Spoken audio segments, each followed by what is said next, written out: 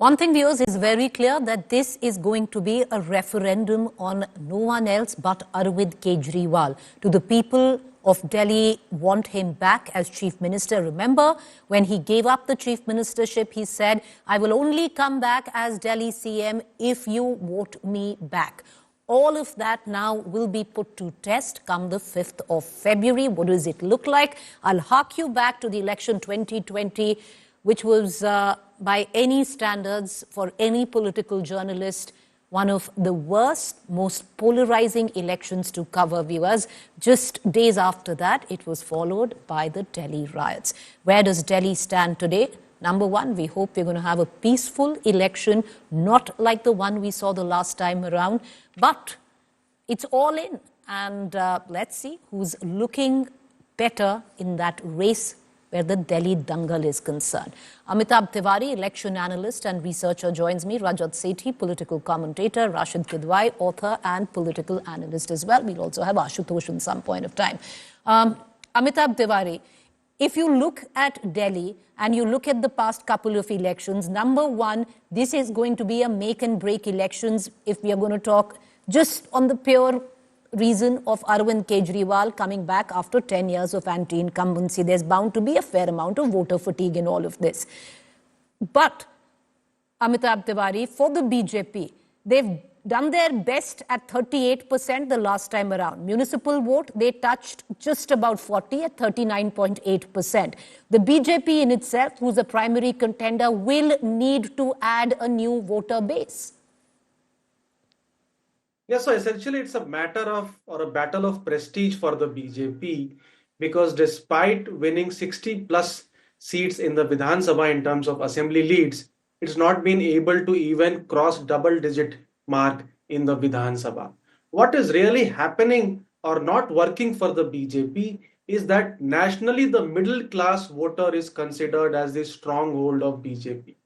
But what happens in Delhi is that even in Vidhan Sabha election, even amongst the middle class in 2020, almost 55% voters voted for AAP and only 39% voted for the BJP. So there was a lead of around 14-15% to the Aam Aadmi Party, even amongst middle class voters. And since Delhi has a very high per capita income, these cannot be beneficiaries. So these are largely voters who are voting for brand Modi in Lok Sabha and brand Kejriwal in Vidhan Sabha election.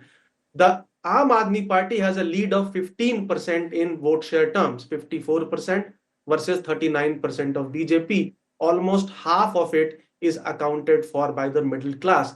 That's why we are seeing that the BJP is focusing on the corruption allegations against the top leadership of Aam Aadmi Party and the Sheesh Mahal controversy, because it wants to target or tarnish the credibility of Aam Aadmi Party, tarnish the Kattar Imandar image of Aam Aadmi Party's chief Arvind Kejriwal, so that the middle class voter votes on issue of corruption and does not return or swing to So the part Aam of the Aadmi middle Party class voter is the voter which the BJP is eyeing, that shifts back to the Bharatiya Janata Party as it did vote for it in Lok Sabha. But Rajat Sethi, the Aam Aadmi Party is going all in where it comes down to the last man in the queue, the slum dweller where Delhi is concerned. Most of them Dalit Bastis. There were 12 reserved seats for the SC, in Delhi elections. All 12 of them were swept by the Aam Aadmi Party.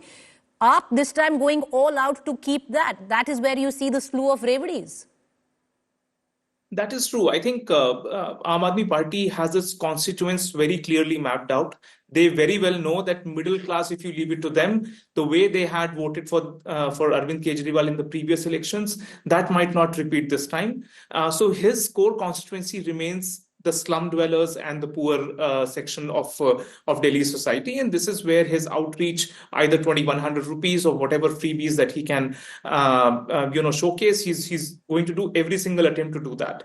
What BJP is eyeing upon is not essentially a new base of voters, but essentially reclaiming its middle class appeal. There has been a degree of disillusionment with Aam Aadmi Party, and that is reflected even in several seats, especially where middle classes dominate. They had to change their sitting MLAs. 20 of the seats, Aam Aadmi Party had to change their candidate. Clearly, there is a sense of anti-incumbency building up. How effective will this switch be for the Aam Aadmi Party? How will they be able to hold on to their workers, along with the pressure that is going to come from the opposition in the shape of BJP is all going to decide which way this swing voters, so to say, and there is a significant swing voter in Delhi which BJP would want to eye upon. So I believe that this election is not a done deal at all. That 5 to 10% swing votes is going to decide one way or the other which way things go, and whether the poorer section will again fall for the Aam Aadmi Party this time yet again needs to be seen. You know, Rashid Kidwai, I want to bring you in on this and maybe give us also a bit, as you look at Delhi, the Congress's perspective. Because the Congress last time around, Rashid Kidwai, stood at a paltry 4%. Any which way, if there is a revival of the Congress, it will at best go to about 10 to 12%. And that, you know, if you look at numbers, in all probability will come from the vote share of the Aam Aadmi Party. Is that the reason why, Rashid, there seems to be a clear divide between the central leadership and the state leadership? And I ask you why is, you know, let's look at when the manifesto of the Haryana assembly elections were released, Maharashtra was released, Jharkhand was released. You had Mr. Kharge in the center, you had Rahul Gandhi, you had Priyanka Gandhi who spoke of the schemes where it came down to the direct cash transfer which was offered in a state like Maharashtra. Away from all of that, this time the central leadership is nowhere at play. Is there a conflict? Because the central leadership feels that even if there's a slight surge in the, you know, lot of the Congress, it's actually going to benefit the BJP. Yeah, so Preeti, I think it's a very messy kind of affair between Congress and Aam Aadmi Party. The state unit of Congress, of course, wants to take on, itching to take on Arvind Kejriwal. A central leadership is little diffident. They don't want to help, seen as helping the BJP. The BJP also, Preeti, is very significantly is relying a lot on Congress. My own understanding, and this comes from my interaction with the central Congress leaders, that actually the Congress vote may, you know, further shrink. Instead of what you're predicting going to 8%, 10%, it may come down to 2%. I'm not predicting. Rashid, I'm not predicting. All I'm just saying is if there is a chance. Yeah. Yes. So, but Preeti, what if falls to, let's say, 2%? Then that 2% adds to Kejriwal's kitty. You look at, you know, the Delhi's demography, you look at the Muslim vote, which is about 13, 14%. If they, the way they voted in Bengal, in several other states, if they go towards Aam Aadmi Party, then it is advantage Aam Aadmi Party. The BJP is desperate that Congress does well. Though there is no quid pro quo between Congress and BJP, there cannot be. But BJP is also hoping a lot. And that is why I think Kejriwal being Kejriwal, he has not opted for an alliance. He actually snubbed Congress repeatedly. There was a talk of, you know, the Congress settling for 10 seats and even 6 seats, but Kejriwal has given nothing because Kejriwal knows that the Congress vote bank will come to him. It will not go to BJP. So therefore, I think, you know, the Congress equation is such that it is, you know, if they don't do well, it's going to help Arvind Kejriwal. If they do well, it will be advantage BJP. And that's what you're, you know, telling us comes the conflict. That's why the central leadership has completely been away in this election. Where do you see them? Where are the Gandhis? Yeah, actually, no, Preeti, and far more, you know, interesting is the fact that many Congress leaders, state Congress leaders, were unwilling to contest. Alka Lamba and several others, they have been actually pushed into a contest because many of those people, not Alka, of course, they got their surveys done and the surveys, you know, showed that they're not even getting 2% of votes. I don't want to, you know, name those constituencies. So such is the poor state of the Congress in Delhi, where it was ruling 15 years ago. And, you know, that's the catch-22, Amitabh Tiwari, because for 26 years, you know, the BJP has not been in power where Delhi is concerned. And primarily one of the main reasons has to be delimitation and how the demography is distributed across the state, across the national capital. So when you look at it on that front, Amitabh, and you can see it because the BJP is hoping that there is a divide, is hoping that maybe polarization factor works. And this time around, unlike what went down, which the BJP was hoping at the back of Shaheen Bagh, that there is consolidation post-polarization, this time around it happens where the Muslim vote at least consolidates behind the Congress. And that's a sizable chunk that the Congress will take away from Arvind Kejriwal. Yeah, so essentially, BJP, apart from the delimitation and the demographics, still Hindus account for 82% of the population, and Muslims only 13 and Sikhs 5%. They do not have a face. They have not been able to build a face after Sahib Singh Verma and Madan Lal Khurana. Also, they do not have local level leaders to take on the Aam Aadmi Party on the 70 seats. They do not have 36 faces who can emerge as MLAs and win the elections. That's why we've seen that despite the party coming up with the candidate list pretty ahead in Haryana, MP and Maharashtra, it is still not named all the 70 candidates. See, the battle is of three M's essentially. One is Mahila, the second is Muslim, the third is middle class. Middle class we've already discussed. It is 45% of population. It's not less by any standard. If we come to Mahila, almost 12% of the 15% lead of the Aam Aadmi Party is provided by the women voters. Because amongst women, 60% support Aam Aadmi Party and only 35% BJP. Amongst men, 49% support AAP and 43% BJP. So the lead is largely from the Mahila voter. Now, if we come to religion and why this polarization, 83% Muslims back the Aam Aadmi Party, only 3% the BJP.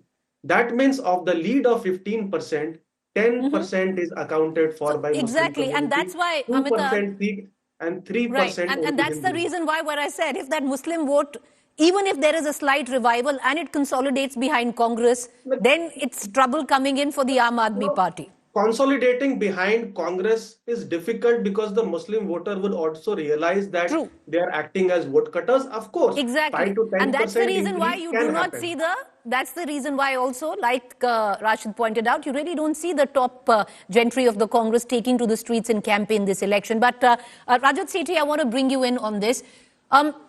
The Aam Aadmi Party is playing it up as no face against Arvind Kejriwal, Dulha Kaun. But the BJP is hoping that this doesn't backfire, but actually fires for them, because the last time around, every time that they've had the likes of Ms. Kiran Bedi or Dr. Harshvardhan, it really has not worked, where a personality contest comes in.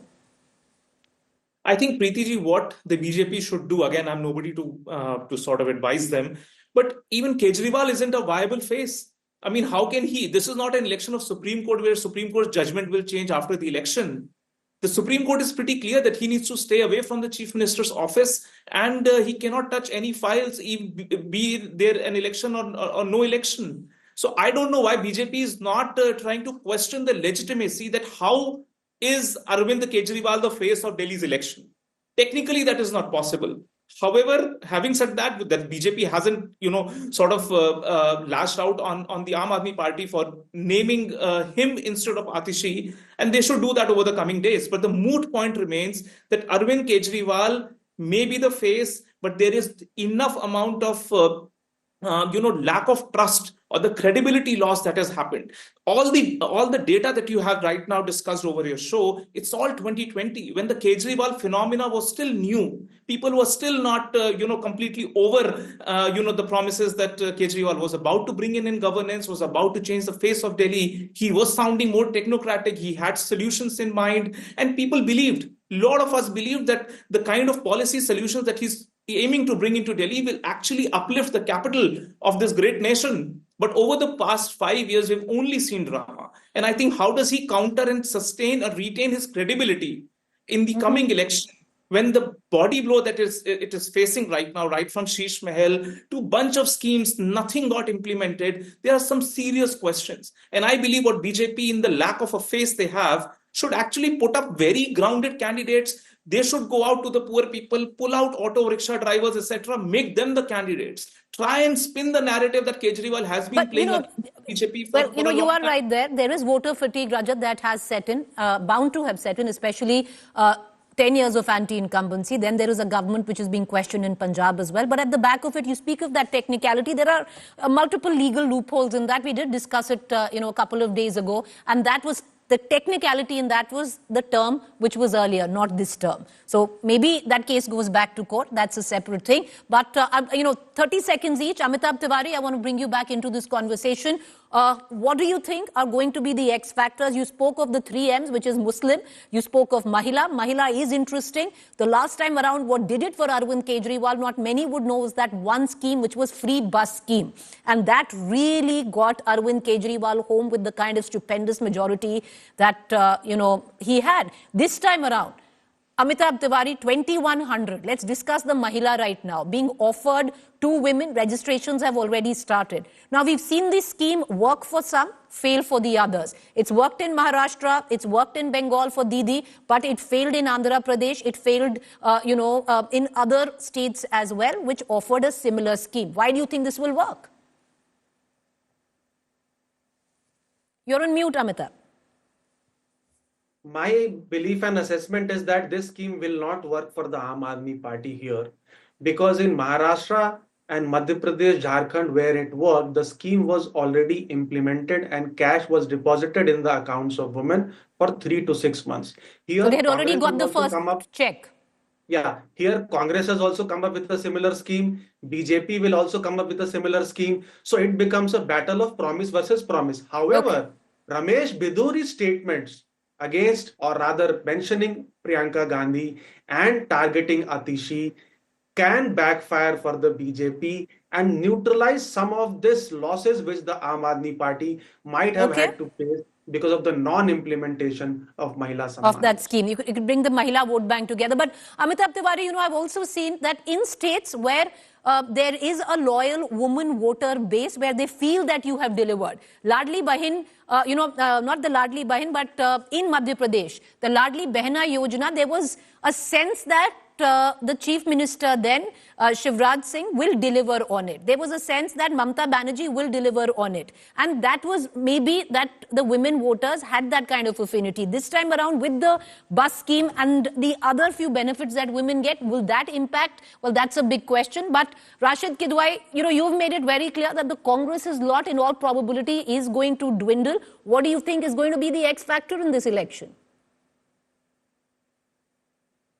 How well or how poorly?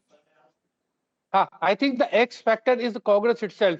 It depends whether how poorly it does or how well it does. That is going to be the determining factor. The Congress may still not improve its tally. It may remain zero, but it has a very good chance of either helping Mr. Kejriwal or helping the BJP. That's a terrible spot to be in, Rashid, but you put it very, very aptly. From 4%, will it go down or will it rise up? Rajat Sethi, 20 seconds, sir. We'll wrap the bulletin. I think Congress is all set to take Haryana revenge on Aam Aadmi Party, because a fair section of Congress leaders believe that the Aam Aadmi Party chipped away crucial 2% votes, and they are all set to extract their pound of flesh.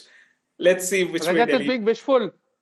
Well, the BJP will definitely be hoping that it happens. We're going to leave it at that. There'll be multiple shows coming up, and we're going to break it down and discuss each aspect of this show. But what we began with, because this is it. This is going to be a referendum on no one else but Arvind Kejriwal. He's fought this election in his name, and let's see what the voters decide. All of it coming together, polling on the 5th of February, and the results, 8th February.